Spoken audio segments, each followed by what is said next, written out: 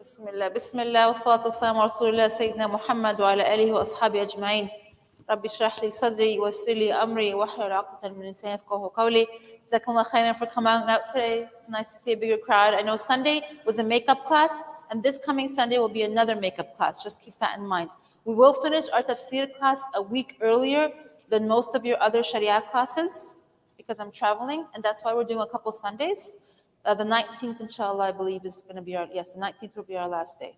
Okay, inshallah, just to keep you up to par with the schedule. Inshallah, we will continue our study of Surah Yusuf's story and the lessons that we learned from him. I think maybe the section that we're going to do today is my favorite section. I love to kind of reflect on Sayyidina Yusuf salam's how he carries himself. Again, the key concept, the word that we're going to hear over and over is the way he carries himself with ihsan inside the jail. Inshallah is what we're going to cover today. So as usual, we're going to start by reading the ayat so we can hear them. We can hear the beauty of the, mashallah, the Arabic language, inshallah, and get ourselves in kind of the mood and the mindset to start reflecting and doing tafsir on the ayat. So inshallah, we're going to start at ayah 33. To start from the beginning, we're going to go from ayah 33 to 53 approximately.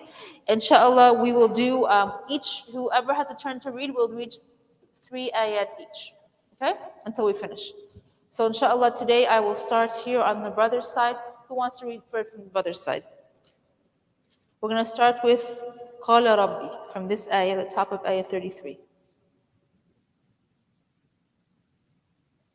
So who's going to start over here?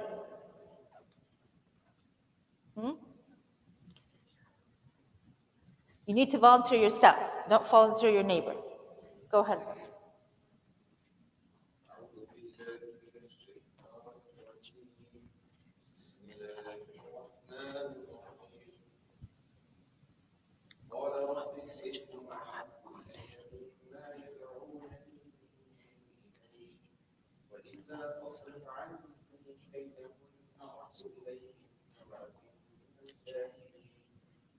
فاستجاب له ربه فصرف عنه كيدهن إنه هو السميع العليم ثم بدا لهم بعد ما رأوا الآيات ليسجننه حتى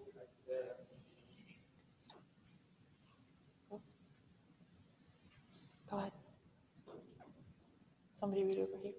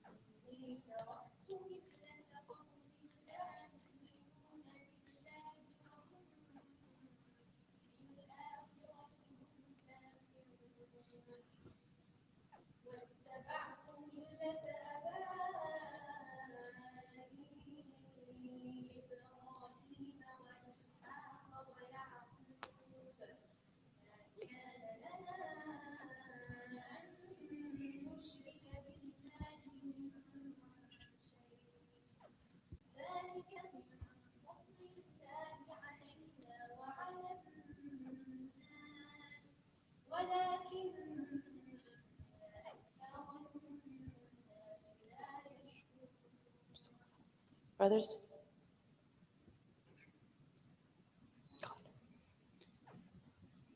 صاحبي السجن أأرباب متفرقون خير أم الله الواحد القهار لا تعبدون من دونه إلا أسماء سميتموها أنتم وآباؤكم ما أنزل الله بها من سلطان إن الحكم إلا لله أمر ألا تعبدوا إلا إياه ذلك الدين القيم ولكن أكثر الناس لا يعلمون يا صاحبي السجن أما أحدهما فيسقي ربه خمرا وأما الآخر فيصلب فتأكل الطير من رأسه قضي الأمر الذي فيه تستفتيان Girls.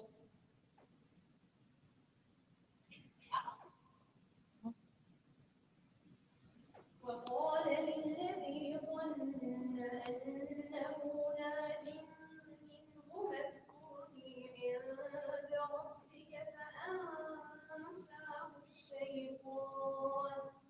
فأنساه الشيطان ذكر ربه فلبث في السجن بضع سنين وقال الملك إني أرى 7 بقرات سمان يأكلهن 7 عجاف و7 سنبلات خضر وأخر يابسات يا أيها الملأ أفتوني في رؤياي إن كنتم بالرؤيا تعبرون قالوا أضغاث أحلام وما نحن بتأويل الأحلام بعالمين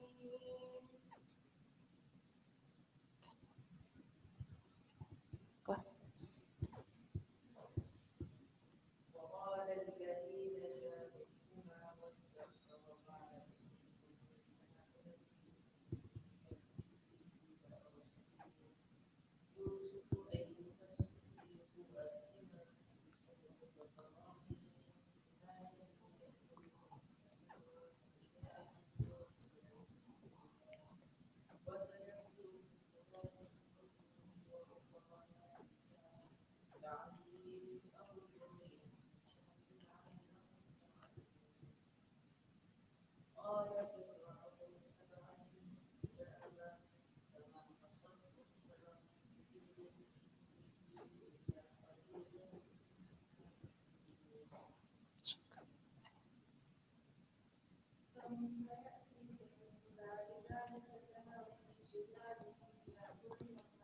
أسلم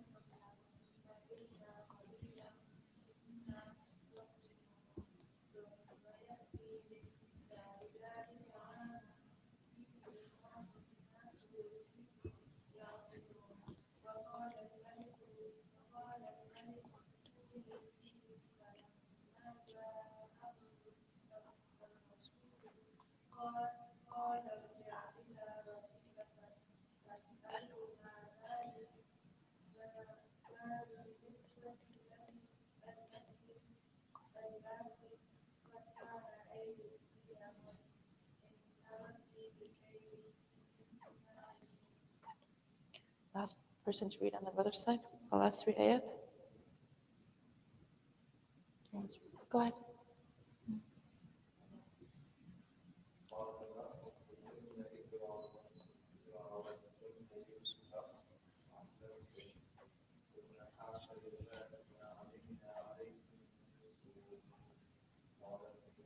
الآن فاصبر أنا راودته عن نفسه وإنه لمن الصادقين ذلك ليعلم أني لم أكن بالغيب وأن الله لا يهدي كيد الخائنين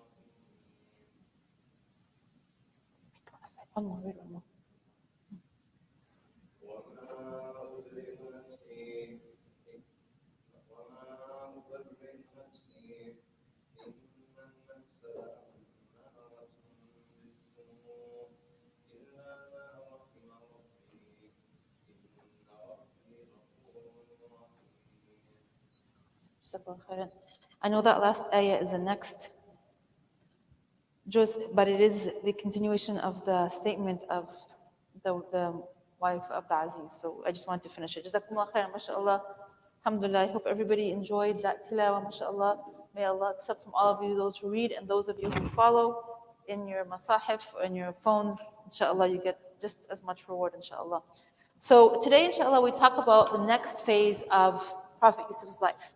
And what's very interesting about Prophet Yusuf's life is these different kind of environments that Allah subhanahu wa ta'ala places him in.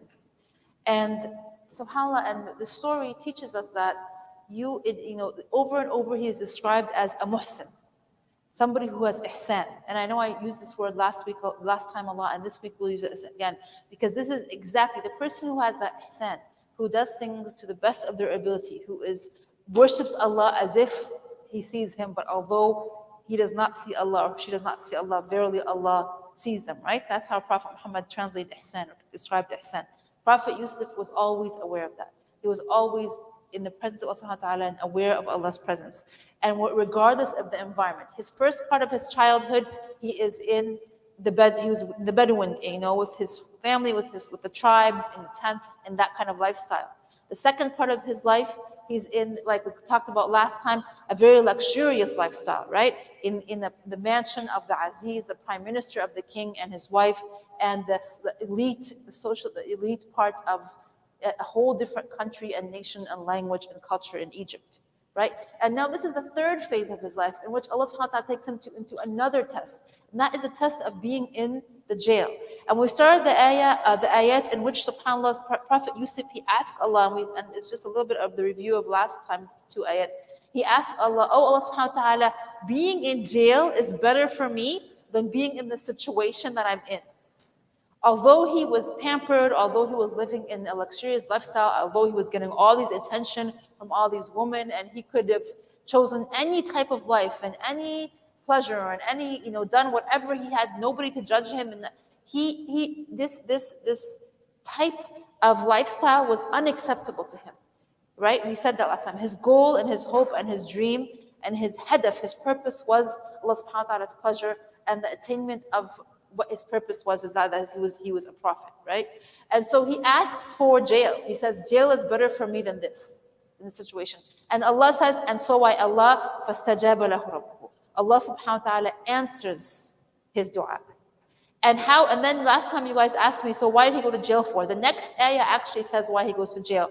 So Allah subhanahu wa ta'ala puts in the minds of the men, the Aziz and his friends, the men of the husbands of these women that are trying to seduce Yusuf and things like that, that maybe we need to get him out, we need to get him behind bars, like we need to get him out of this, the situation is getting out of hand, basically. So the next ayah tells us that the men in that society or in that space, they decided to find a way to get Yusuf in jail. And although we know that Yusuf is innocent, he never does anything wrong. He never does anything that is not dignified or pure and clean. Because they are of the elite, because they are ministers and prime ministers, and they know the king of Egypt, they can get Yusuf in jail, which is even until today. If people are sometimes thrown in jail and they're innocent, right? Because the right people have the reins and the power. So subhanAllah, so Yusuf finds himself in jail, and he realizes that this is the answer of the dua, and this is better for him. But what does Yusuf do, subhanAllah, in the jail, right? There are some people who might think of, what do you think if you found yourself in this prison? First of all, what kind of people are in jail? Let's talk about this new environment. What kind of people are in jail? Go ahead. criminals, right? People who do bad things. So there's murderers, there's robbers, there's, the worst type of society in general, unless the few who are innocent like Yusuf, the worst type of people are in jail, right? He's with, what kind of character do those people have? What kind of akhlaq usually? Bad manners. They've got bad manners. Maybe they're foul. The way they speak is very foul. The way they carry themselves, they're not very dignified. They're not well mannered at all, right? Jail is a difficult place to be. We know that today, even in modern, Western American jails, it's a bad place to be. It's violent. You're always worried about getting hurt. You're always getting, some sort of fight with somebody. The situation is not easy. But subhanAllah, Yusuf finds himself in the jail with these kind of people. And one of the first ayat that which Allah subhanahu wa ta'ala describes Yusuf in the jail, what does he say? What does he say? What Allah subhanahu wa ta'ala say about him? Or what do the people in jail say about him? What does that mean about Yusuf? He continued to carry himself with his character. He doesn't become violent like those around him. He doesn't become foul like those around him. He doesn't take on their characteristics. He maintains who he is as Yusuf alayhi salam. What he's been taught to be, what he knows he is, the akhlaq and the character that he has, which is very difficult. We talked about the difficulty of him carrying those akhlaq in the fitna of the house of the Aziz and his wife. And now this is a different type of test. And so people say, we see you as a muhsin. We see you, you're different than us. The way you talk to others, the way you carry yourself, the way you act, maybe even the type of ibadah that he did. Those around him sense that he is good, right? And so sometimes your character is all that matters. He hasn't done any dawah yet. He hasn't said to them, believe in one God. We will talk about, he does actually do this in the next ayat, but all they see of him now is his character. So the first thing we learn about from Yusuf in this part of his life is what? Right? How you carry yourself is of utmost importance. It's not necessarily what you say or how you defend yourself or, or how much knowledge you may have and you show as if you're somebody who's very religious or whatever. It's how you carry yourself with your character and how you carry yourself in the different spaces that you're in your high schools, in your colleges, in your jobs of employment, in your places of employment. We want people to say, there is something special about Sadi. I don't know what it is, but she carries herself. These Muslims, because each one of you, and it is a huge responsibility. Sometimes it's a burden that we carry, that we are carrying the responsibility of our ummah. How you act and how if you cheat on your exams and your teachers find out, they say, oh, look at what these Muslims do. They don't say, look at what this one person does. If you are always getting angry and being obnoxious and bothering your colleagues at work, they say, look, this is how these Muslims are, right? So we carry that load on our shoulders, if we like it or we don't. We represent La ilaha illallah Muhammad Rasulullah. And this is exactly what Yusuf did in jail. He represented who he was as a believer in one God and a worshiper of one God. And people could tell that about him. He was different than the other criminals. And so we learn, this is something beautiful to take from Yusuf in our lives. And so when we find ourselves in difficult situations, in places that we're not comfortable, or sometimes people just trigger us so much that the bad side of us is coming out, we practice say, can I be from the muhsinin like Yusuf? Can I keep myself with character and grace and dignity, because that is who I am as a Muslim and as a mu'min and as a muhsin, inshallah, is my goal. And the environment around me will not change me. Right? So the jail did not change Yusuf. So his cellmates come and say to him, because we see you from the good people, we're having these continuous dreams. Is there anything about you? Can you help us with this? This is where we kind of come back to the concept of dreams in the story of Sayyidina Yusuf. The very first dream was his dream at the very beginning of the surah, right? What was his dream again? The stars and the sun and the moon prostrating to him. Did he know what that meant? No, he asked his father, right? And his father explained to him that this means one day you will be something great, and though there will people who will follow you, and you will be an important part of this community. You will have respect and honor, or something, like this. However, now Yusuf alayhi salam is actually interpreting dreams. So we know that somewhere in these years, about 50, let's say 20 years plus or minus, it hasn't been quite 20 years yet, 10 of them being with 10 or plus or minus in the house of the Aziz, and then a few more years now in the jail, right? Um, uh, he learned to interpret dreams. Allah subhanahu wa ta'ala sent him that ilm. And Allah mentions in the ayat before that we gave him ilm, and we gave him, this is the type of ilm that Allah gave him, the knowledge to interpret. So now he's interpreting dreams. So what were the two dreams that we read about in these ayats? What were the dreams of his cellmates? Sadiq. Mm-hmm. So one of them said, I dreamt that I was pressing one, and the other one said, I dreamt that I was very good on my head, Mm-hmm. of which birds are eating. Okay, good. So one of them says, I dreamt that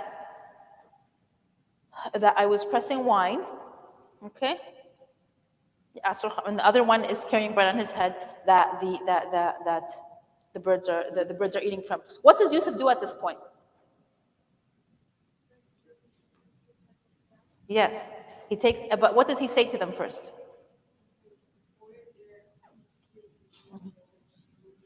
Mhm. I will warn you of their interpretation. This is a part of what my Lord has taught me. I have realized that the faith of people who do not believe in Allah to deny the hereafter.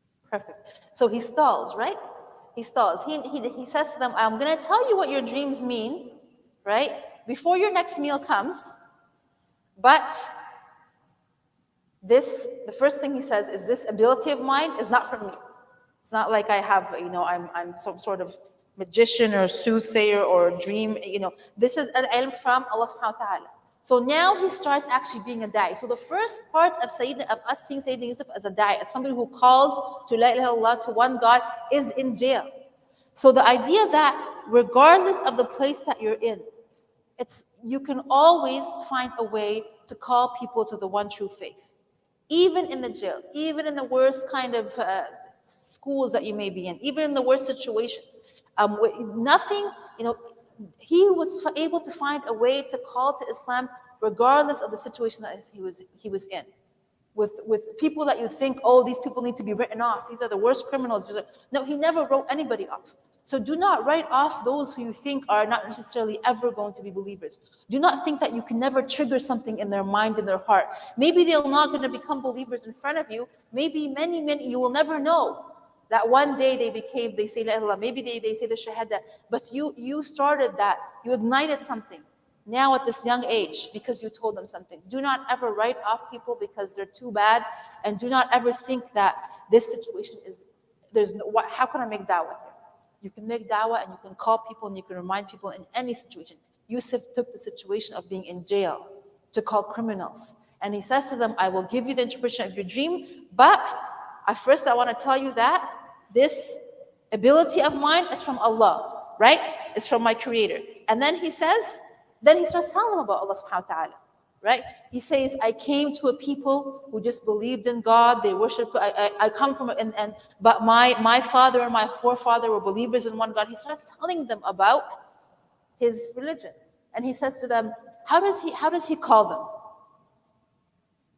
He says, Ya sahibay sijn. Oh, my companions, or oh, my friends in jail. How is that? What does that sound like to you? How is Yusuf addressing those around him? As equals, like he's one of them. He's not better than them. They are his friends. They're his people that he shares his cell with, the people that he eats with. He makes them feel that we are in the same space together. We're friends. We're companions. And I'm bringing awareness to you about something. Right?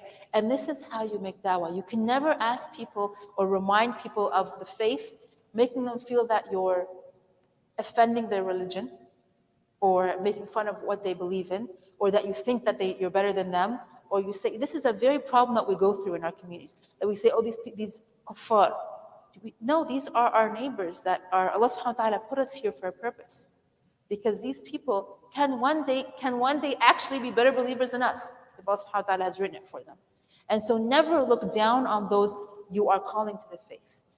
And even he must have learned that, Allahu A'lam, from his father, because maybe his father had told about his grandfather.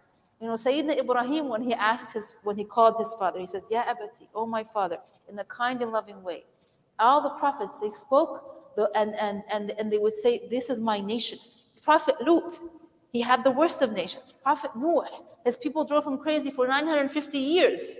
But they used to say, oh my people, oh my people. And they would show care and concern and love and humility and equality. And we are one, we're in this together, to the people who were disbelieving in them, right? And so this is exactly another thing that we learn from Yusuf, that you make those who you're calling to your faith, and you actually believe it. That we are all human, we are all the creation of Allah subhanahu wa ta'ala, and we all have the right to be called to this faith and to find this faith.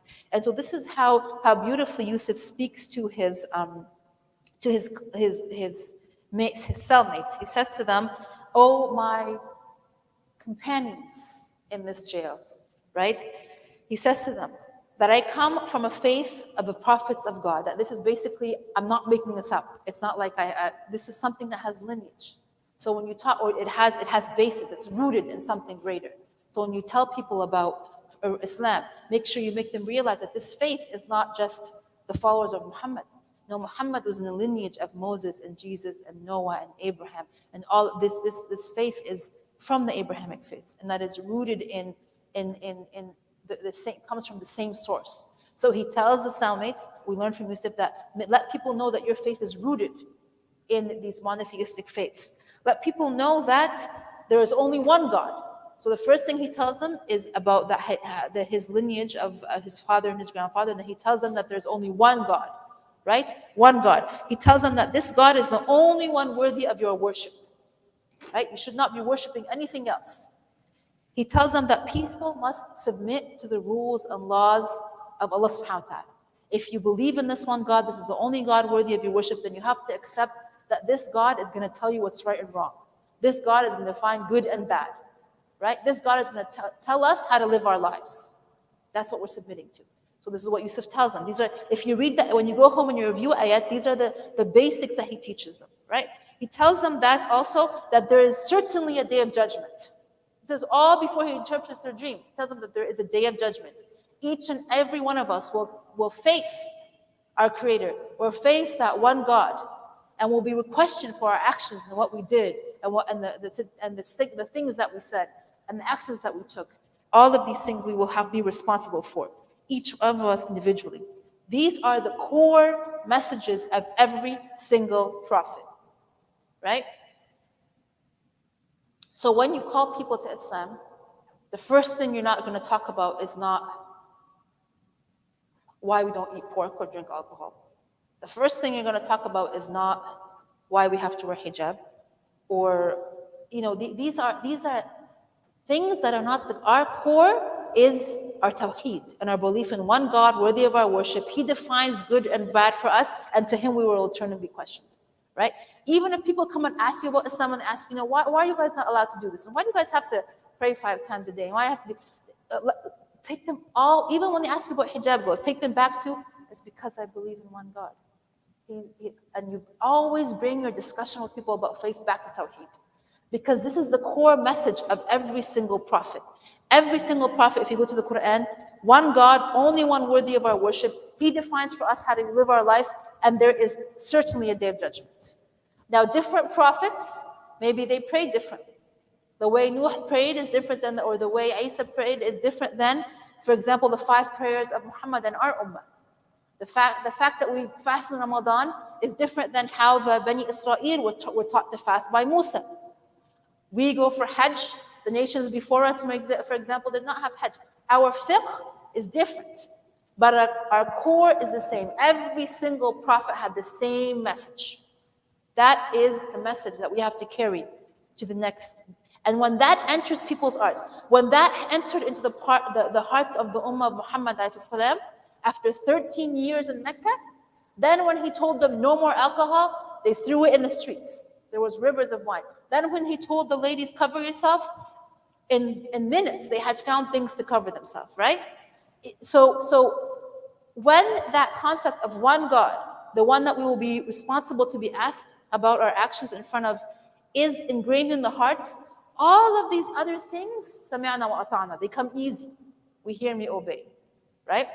What we do a lot is when we're raising, even if some of you are teachers in camp or Sunday schools, or you're teaching new people about Islam, you have a friend that just became a new Muslim, you start from these details that, these details will come eventually, as long as they really have grasped in their heart these basic concepts that every single prophet called to. 4 things, always remember. One God, the only one we should worship, the only one that defines good and bad, right and wrong, the laws of how we carry ourselves. This is very important in the modern times that we live in, right? Because now people are questioning things that are just out of mind-boggling. That's a different discussion. But one God that defines what's acceptable and what's not acceptable, our Creator, and that we will return to Him. For sure, there's a day that we will be responsible for our actions, and there's a day of judgment, and there's a final abode, an eternity of either heaven or hell. Right? So Yusuf tells all of these things to his companions in prison. He tells all of these things to them. And then in another way, now we're learning from Yusuf in the prison, tactics or ways of making da'wah. Another way of making da'wah is he asks questions to them. And what does he ask them?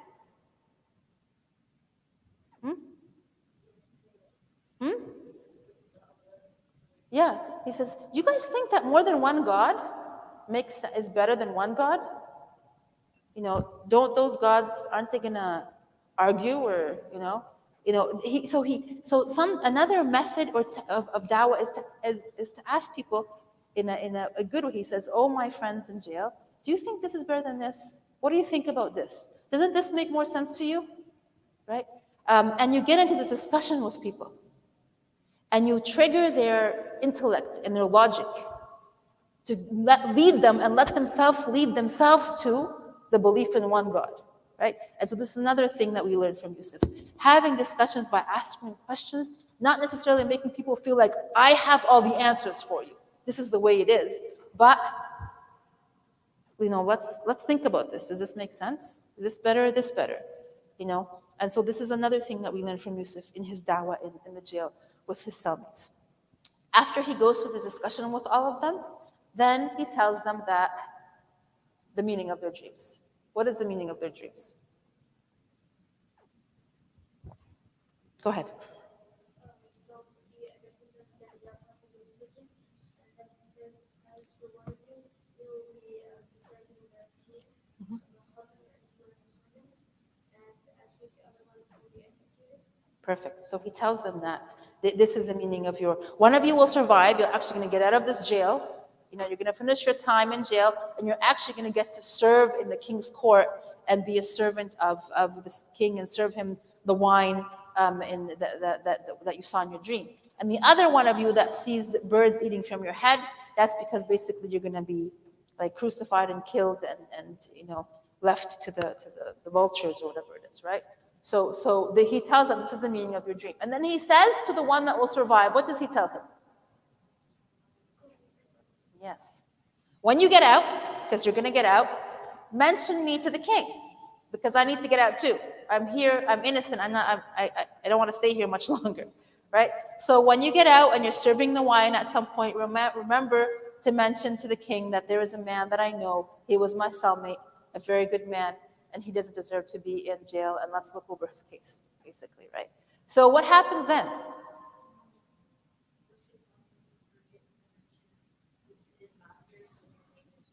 Yes. So what happens is the man that actually makes it out of the sijn, the one that makes it out of the jail and gets to serve the wine and gets to live, he must have gotten really into this new position of his, and he gets to be in the king's court, and he's serving drinks in their events, and he forgets about his friend that was with him in the jail. He forgets, and the Quran says that the shaitan made him forget. And so Yusuf says bid'a sinin means a few more years. Bid'a, usually the Mufassirin will say it equals something between 3 and 9, like it's more than 2. So we don't know exactly, and he stayed a few more years in jail. And we don't, it doesn't, there's no kind of grasp of what Yusuf does for the, but we are sure that Yusuf maintains his dawah. He gets to more people that he gets to know in jail. He carries himself with the same ihsan that he always has, and he carries himself with sabr. He's very patient. He's very patient. And how do we know about his patience? How does he address his friend when he comes back?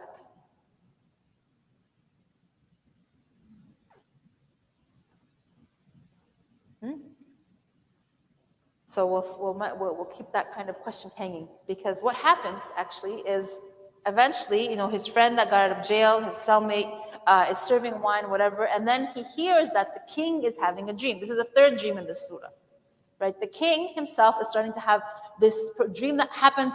The Mufassirin says the king has this dream over and over, like it becomes annoying to him. It becomes just every time, many nights he sleeps and he has the same dream.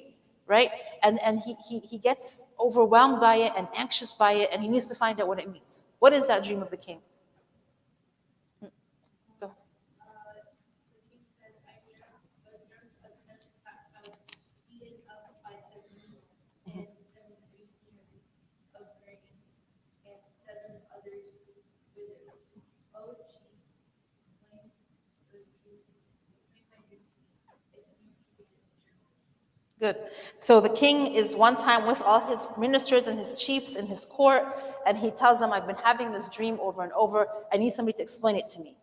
And the man that got out of jail is serving wine at that time or doing his thing in the court, and he hears the dream and he says, I will find out for you what it means. I know somebody who can interpret dreams. Right? The king's dream is that he sees 7 skinny cows, really malnourished cows eating the other ones, right? Big, healthy cows. And he sees 7 years of grain that are very green and lush and beautiful growth, harvest, and 7 that are withered and dying and look like they didn't get enough water and they have no benefit to them, right?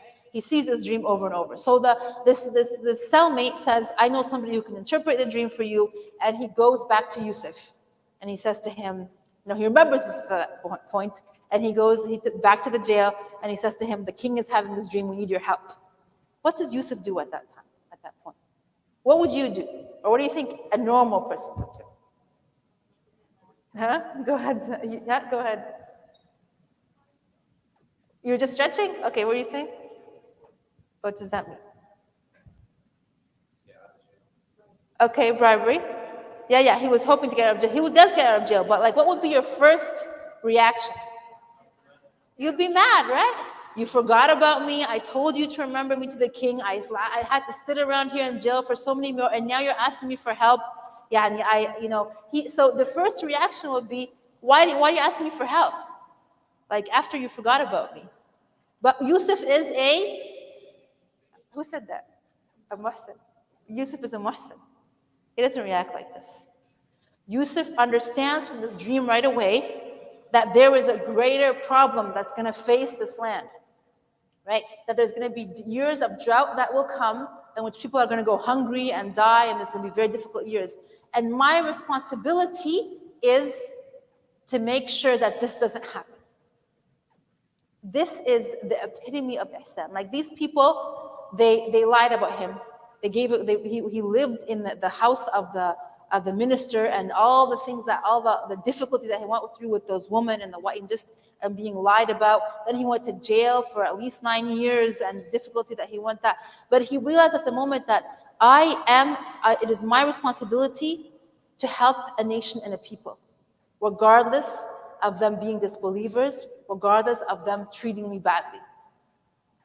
What a beautiful, beautiful ihsan of Yusuf. And he says right away, he disregards the fact that this friend had forgotten about him. He doesn't even make him feel guilty. And he says, let your king know that you will have 7 years of goodness and then 7 years of drought. And in those 7 years of goodness, water and harvest, and that you have to prepare for the 7 years that will come later. Try to eat the least that you can, and try to store the most that you can. And Yusuf even adds to the interpretation of the dream that the 15th year will be a year, goodness will come back after the 7 years of Bay. There'll be a year of rain and growth and abundance, right? And so Yusuf at that point, he realizes the difference, and he defines for us the difference between, I'm going to introduce some, I don't know if we've used these words before, a salih and a muslih. What's the difference? The difference between being salih and muslih. Anas. Mhm. Exactly. Very good. Yusuf knows, and he teaches us that regardless of these people and what they've done to me, it is my responsibility to be, as a believer in one God, as a prophet, as a da'i to the path of La ilaha illallah Muhammad Rasulullah, as a khalifa on this earth. It is my responsibility. I cannot just be a Muslim. I cannot just be a worshiper and be good in my own realm. I have the next level, and is mandatory, is to be a salih. If I see something around me that needs to be fixed, I have to fix it. I have to make sure to try to help those around me, right? I don't judge them, but I help them. And this is exactly what Yusuf does. He says, this is the situation that you're going to be in, and this is what, and he gives them the solution. The grain will actually stay, it won't go bad. It will stay fresh quicker if you keep it in its, you don't pluck the grain from the stalk and save it like that, and only eat this much. So subhanAllah, Yusuf defines for us at this point really just the importance of being a salih, the importance of being somebody who gives back to the society, regardless of that society. He could have just said, he could have found, like you said, his card out of jail and see you guys later.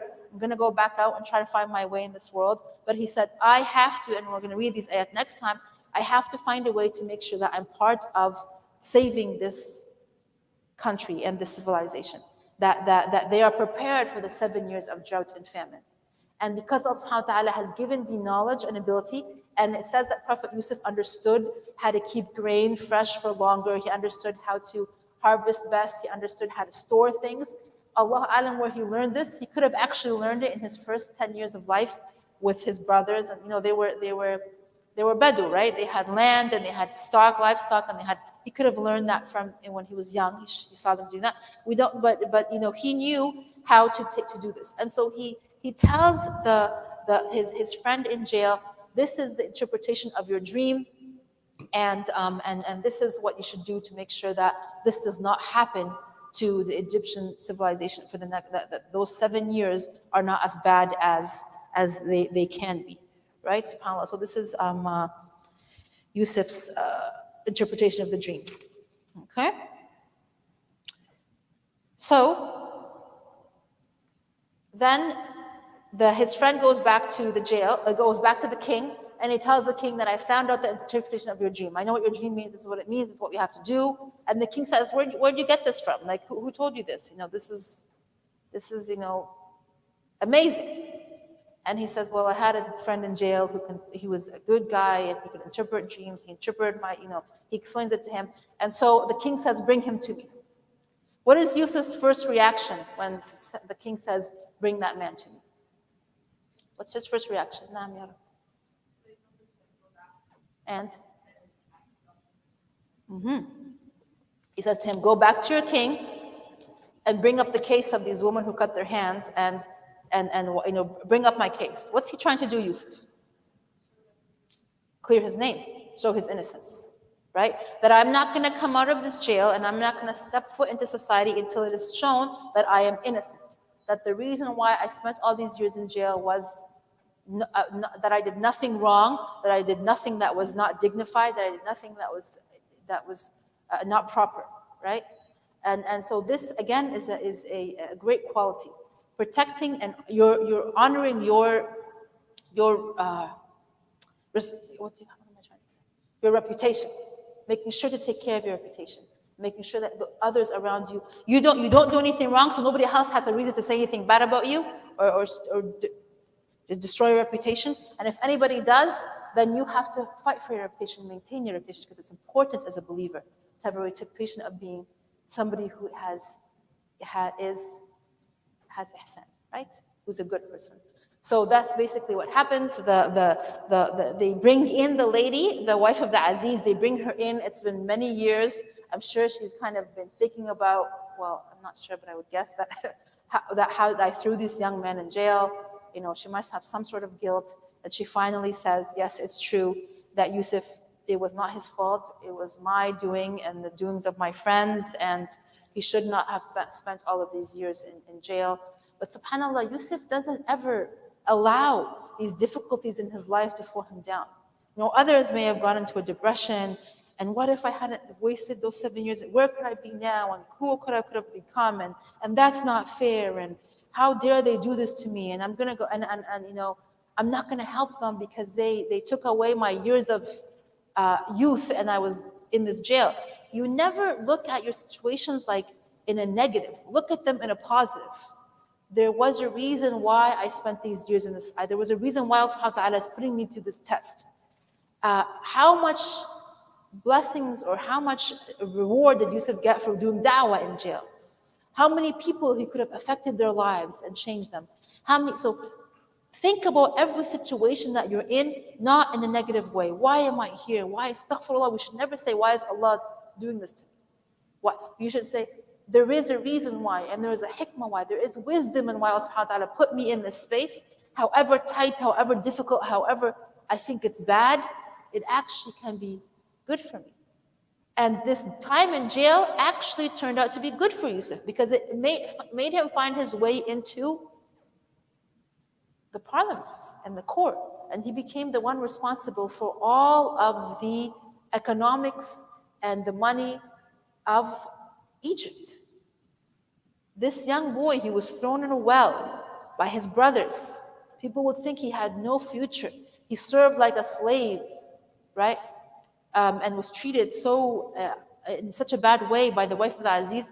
And he spent 9 years in jail. You'd think that this trauma, like we talk about PTSD, and that he must have got. But look how Allah subhanahu wa ta'ala, what kind of faith he had in his heart and what kind of person he became. These tests for yours do not define who you are, should not define you where you are, should not let you think that you cannot continue to dream to be something great. Just because you're in a difficult time, just because things are tight for you, just because you don't see that light at the end of the tunnel, doesn't mean that Allah doesn't have something great for you. Allah's just testing you right now. Allah's seeing how patient you'll be, how you're going to deal with these tests, how you're going to make the best of them, how you're going to find a way to get reward out of this difficult time, right? And you can still become and achieve that dream of yours, that legacy of yours, that purpose of yours that Allah subhanahu wa ta'ala has defined for each and every one of us. So this is, again, the repetitive theme that we learn from Yusuf. To maintain your ihsan, to maintain your connection with Allah subhanahu wa ta'ala, and to know that all of these things are just hurdles that Allah subhanahu wa ta'ala is testing you with, because eventually you have something greater at the end that Allah has written for you, inshallah. Right? So this is the part of the story that we learn from Yusuf's time in the jail and how he gets out of jail. Anybody have any questions for me or any additions? Did I miss anything?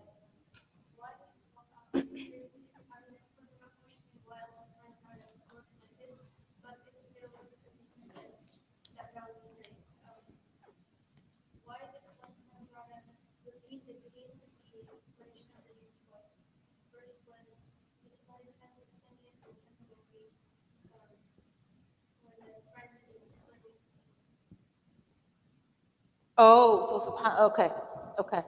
So the dream itself is mentioned, the interpretation mentioned by Yusuf to his friend, and then it's repeated again in the ayat from the friend to the king. Why? That's a good question, actually.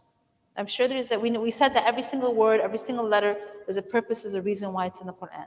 So the reason why that it was repeated twice. Actually, to be honest with you, when I was reading the tafsir of this part of the surah, I had to read it more than once because it's kind of confusing. Like how many years and what happened? Like, is it the fat cow and the skinny cow? Is it simultaneous with the good grain and the bad grain, or are they, So it could be just because it's a complicated kind of dream that has many parts to it. That the interpretation has to be repeated twice. Wallahu a'lam. But that's a good question. I don't have an answer for you. If anybody else has an idea of why maybe the dream was mentioned more than once. Because you're right, like Yusuf's dream was mentioned only once, right? And the dreams of the two cellmates were mentioned only once, kind of. But or the dream and that, but this was explained more than once. The king's dream. Well, Allah, Anas. Mm-hmm.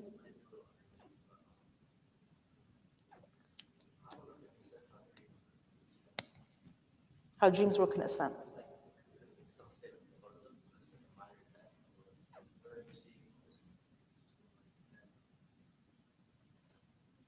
So dreams is a whole different. There's a science of hadith of dreams, and I don't really want to go there because it's not my expertise, and I don't want to, But what we know in general when we talk about dreams is when you see a good dream, know inshallah, and mostly if it's just before Fajr, if you wake up for Fajr regularly and you have a good dream and then you wake up it's Fajr time, that this is a good sign from Allah subhanahu wa ta'ala. And know that Allah subhanahu wa ta'ala can have good dreams and dreams of like that something good is going to happen to you, make you feel good, even to those who are not prophets. Regular people can see dreams as signs from Allah subhanahu wa ta'ala. The other thing that we know about dreams is that if you see a dream that is disturbing to you or is scary or something, try not to share it. Try to forget it. And if you're in the middle of that dream, try to wake yourself up and get out of bed, make wudu, say istighfar. If you have enough energy, make 2 rak'ahs, but at least, wash yourself off and say some adhkar and try to go back to bed. Okay? Try to sleep on your right-hand side to prevent those bad dreams from coming again. Usually, bad dreams that come to you after Fajr are considered just from the shaitan playing around with you. Mostly if you haven't prayed Fajr on time. So be aware of that. And these are just some kind of things that we know about dreams. People can see the Prophet Muhammad in their dream. People can see loved ones in their dreams. And so if it's a good dream, you can share it with others, and you can know that it's something Allah subhanahu wa ta'ala loves you and He's giving you a good sign. If it's a bad dream, try to keep it to yourself. That's it.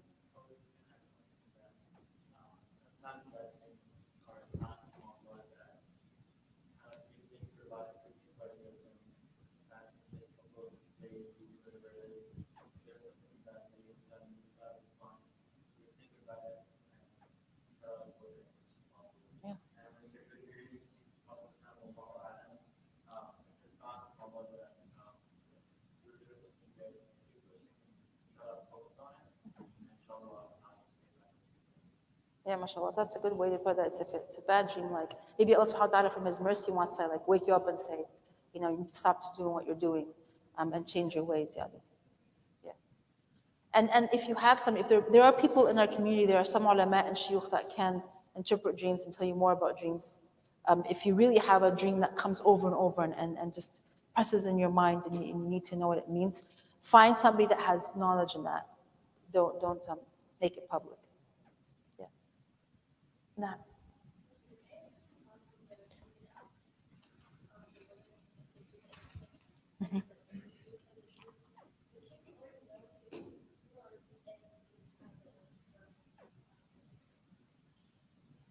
Is the king already sure about it?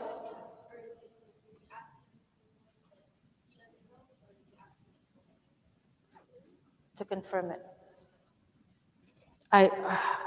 I really don't know, subhanAllah, if the king is kind of almost calling them as witnesses and asking them about the story or telling them or is he sure about Yusuf's innocence? But the Yusuf's innocence needs to be professed in public. And maybe that could be the reason why the king asked them, tell the truth, what is the truth? And they said, this is the truth. What was in the king's heart or what the king already knew in his mind, we don't know. He may have already believed in Yusuf's innocence just because he had heard good things about Yusuf, about how he carried himself in the jail, that he was a dream interpreter. That usually meant that people who could interpret dreams were good people. But the profession of Yusuf's innocence had to be made publicly, and that's why the question had to be asked publicly and the answer had to be given publicly.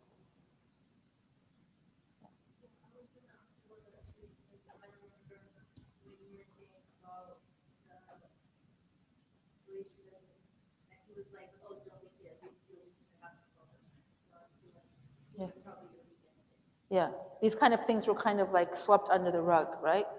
And Yusuf said, this is not going to be swept into the rug anymore.